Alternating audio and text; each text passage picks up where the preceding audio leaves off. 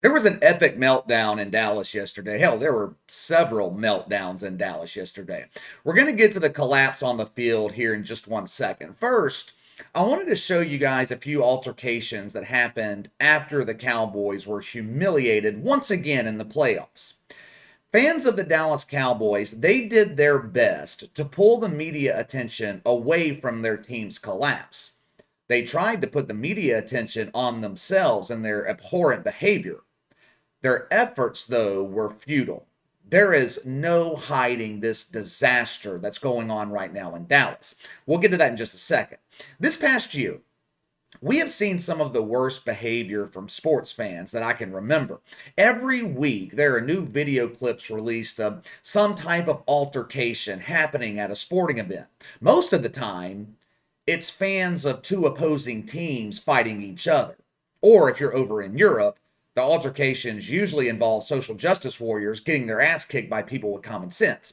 The fights over there start because players kneel before soccer matches, fans boo, SJWs get their feelings hurt, they start talking shit, then they immediately get their mouths shut.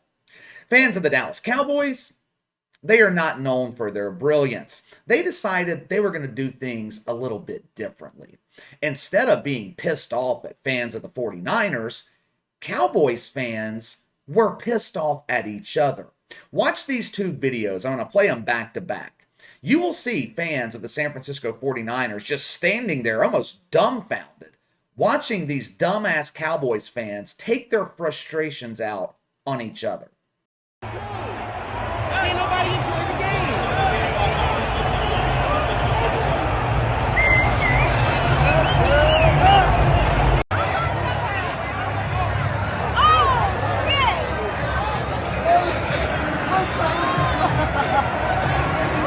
Now, those two clips are kind of funny compared to the one that I'm about to show you. You had the big dude in that one clip just falling flat on his ass. At least those two altercations appeared to be fair fights, one-on-one. This next clip, 3 or 4 dudes pretended to be tough guys and ganged up on one poor guy. Watch.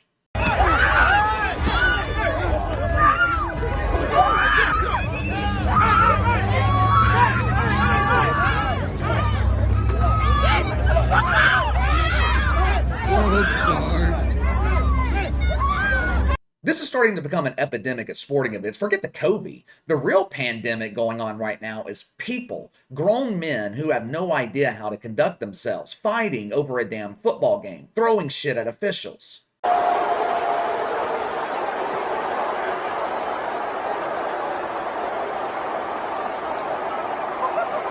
3 years ago, we in New Orleans at least had a reason to be pissed off, a reason to be throwing stuff at NFL officials. Now, I didn't like the fans throwing things in the Superdome, of course. I don't like seeing it. You can really hurt someone throwing things from elevation onto a football field. But even though I didn't like it, I could at least understand it a little bit. The Saints got screwed on that pass interference no call that would have sent them to the Super Bowl.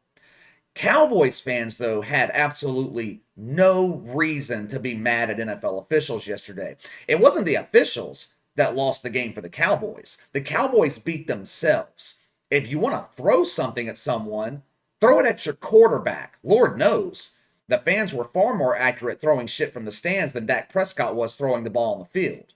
One of my good friends, he is a huge fan of the Dallas Cowboys. When we were up in Indianapolis last week, I told him that if the Cowboys made it past the wild card round, if they made it to the divisional round of the playoffs, I would buy us tickets to go to the game, whether that be in Green Bay and we freeze our ass off, or in Tampa. Didn't matter. I would buy the tickets.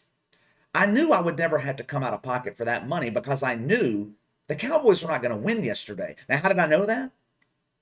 The best way to predict the future, look to the past. This team, especially Dak Prescott, has a tendency to fold when the lights are the brightest, when the pressure is the highest.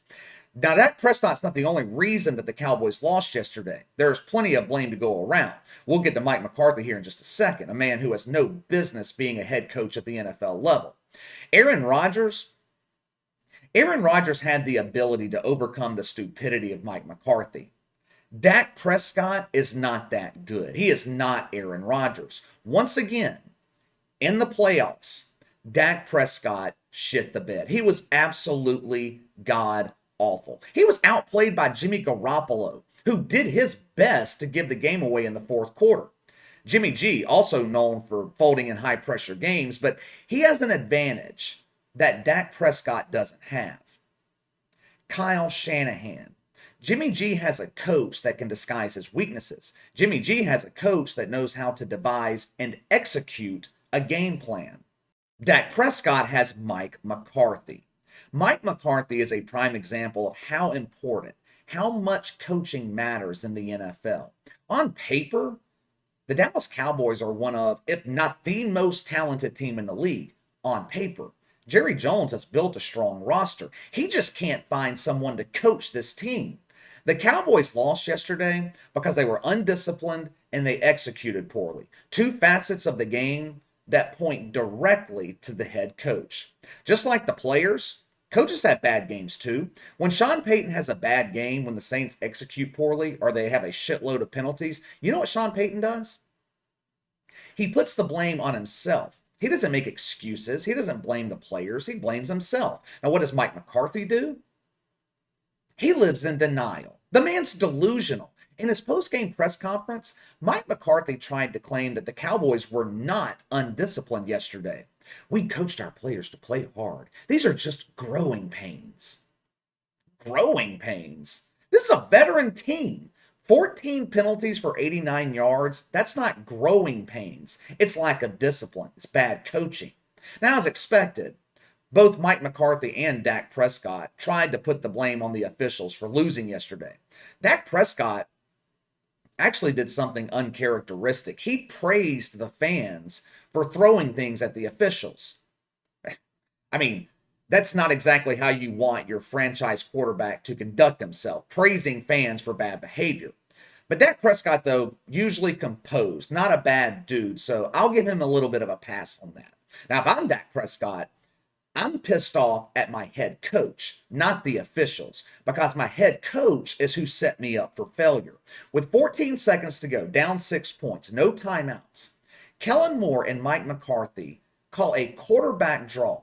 A quarterback draw. The hell were they thinking? I see a lot of people blaming Dak Prescott for this, like it was his fault. He should have slid sooner. He should have handed the ball to the official instead of the center. Dak should have known the clock situation. Now, I never pass on an opportunity to criticize Dak Prescott. He's all hype, no results. But I don't blame him for what happened in the final seconds of that game. I blame Mike McCarthy and Kellen Moore. I can't believe Kellen Moore is actually being mentioned as a potential head coach next season. Hell, I can't believe Mike McCarthy is still a head coach. The Cowboys burned their final timeout before that play. Now, you know what a smart head coach does in that situation? He pulls the official to the sideline, gives him a heads up. Hey, this is what play we're going to run. Be ready for it. That way, the official's not surprised and having to haul ass to set the ball with the final seconds ticking off the clock. They were probably as surprised as the rest of us were that Mike McCarthy would be stupid enough to run a quarterback draw in that situation. Now, he tried to temper the criticism for his play calling by claiming that they practice that play every Friday and every Saturday. The same situation, same play. Really? Well, I guess they forgot the part where Dak is supposed to hand the ball to the official and not the center. Actually, now that I think about it, they did not forget that part. Because after the game, Dak Prescott alluded to the fact that he was actually coached. He was told to hand the ball to the center. So they did practice that part. They just practiced it incorrectly. Great execution, Mike McCarthy. Great execution.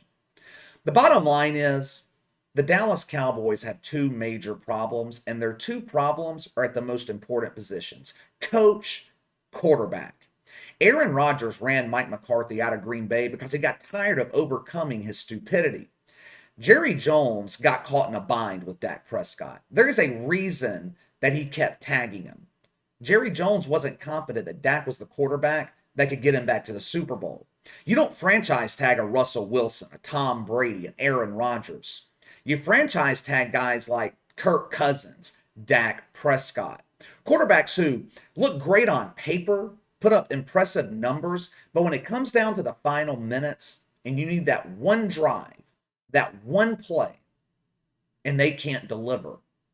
The Cowboys should have never been in that situation to begin with. They got the ball back with about 3 minutes to go, all three timeouts. They had all the momentum at that point. It looked like it was going to be another collapse by Jimmy Garoppolo. But Dallas couldn't capitalize. Penalties, poor execution by Dak Prescott, and god awful play calling by Kellen Moore and Mike McCarthy. I don't see how Mike McCarthy is coaching this team next season. When you have a roster this talented, this loaded, just making the playoffs not enough. The Cowboys have a Super Bowl caliber roster, except at coach and quarterback. And unfortunately, they are stuck with Dak Prescott, at least for the next 2 years. All right, let me know what you guys think. Give me your thoughts on Cowboys fans beating the hell out of each other after the game yesterday. Also, do you agree with me that the Cowboys' biggest problems are Mike McCarthy and Dak Prescott? Let me know. Sound off in the comments below. Make sure to like and subscribe. Click the notification bell to receive all notifications from the channel. Best way to contact me is by email at btlkc84@gmail.com, KC_BTL84 on Twitter. I'll see you guys later.